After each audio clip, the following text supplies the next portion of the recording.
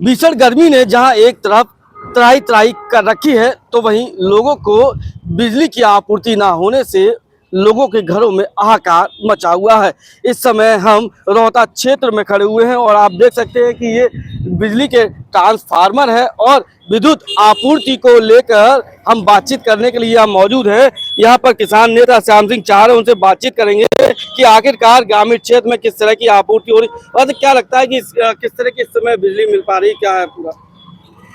देखो, यूपी सरकार और केंद्र सरकार भरपूर प्रयास कर रही है देने की लाइट की, परंतु जो क्षेत्र के जो एसडीओ हैं, जेई हैं, जो एक्शन वगैरह है, ये किसानों के साथ में और गरीब जनता के साथ में अन्याय करने पर तुले हुए हैं।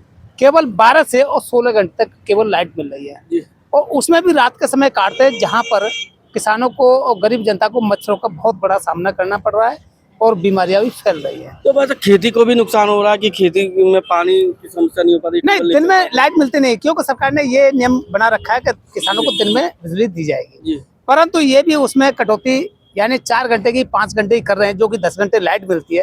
तो ये सरासर किसानों के साथ में और गरीब जनता के साथ में अन्याय है। अभी वो स्मार्ट मीटर को लेकर भी बड़ा विरोध हुआ था, इसके बावजूद विरोध कहाँ हुआ भाई? यूपी सरकार ने स्मार्ट मीटर किसानों पर, गरीब जनता पे लागू किए थे, तो स्वागत करते हुए उनको उखाड़ करके उनके हवाले किया है, विरोध नहीं किया है जनता ने। जाने उनका माल था वो सरकार को वापस किया है कि भाई गलत काम क्षेत्र में नहीं होगा। अभी क्या स्थिति है बिजली की? नहीं, बिजली की हालत खराब है इस समय और आने वाले समय में और ज्यादा खराब होगी।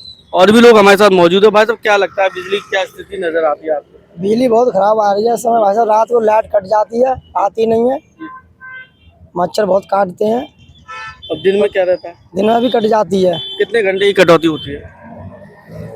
कितने घंटे की कटौती हो जाती है? 12-13 घंटे लाइट आती है केवल। तो सरकार तो 24 घंटे देने का वायदा करती है। 24 घंटे दे कहाँ पा रही है? क्या कहना चाहेंगे, सरकार काम नहीं कर रही बिजली पे? कुछ काम नहीं दिख रहा है, बिजली पे कुछ काम नहीं दिख रहा है। और भी लोग हमारे साथ मौजूद। भाई कितनी बिजली? वही 12-13 घंटा बिजली देते हैं और फिर रात में अन्य बिजली आती नहीं है। रात को फोन करेंगे बिजली वाले पे तो बिजली वाले बोलते हैं आएगी आएगी, फिर लाइट आती नहीं है। फिर रात को मच्छर हमें खाने के लिए परेशान करते हैं। और क्या क्या दिक्कतें होती है रात को दिक्कत तो बहुत ही होती है। लाइट वो मच्छर वो खा जाते हैं, तो इस चक्कर से लाइट का वो होता नहीं है। पढ़ाई भी बच्चों की डिस्टर्ब हो जाती है। पढ़ाई पूरी डिस्टर्ब है। मेरी पढ़ाई खुद रुकी है, मैं हाई स्कूल में हूँ अभी इस साल। अब पढ़ाई हाई स्कूल में पढ़ाई नहीं कर पाऊंगा तो मैं तो फेल ही हूँगा, पास तो हूँगा ही नहीं।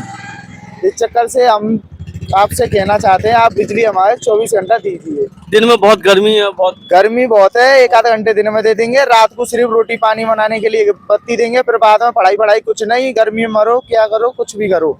दिन में गर्मी और रात में बिजली का। हाँ, बिजली मिल ही नहीं है रात को। आप देख सकते हैं कि दिन में भीषण गर्मी से लोग परेशान हैं और रात में बिजली ना मिलने से इनकी मुश्किलें और ज्यादा बढ़ जाती हैं।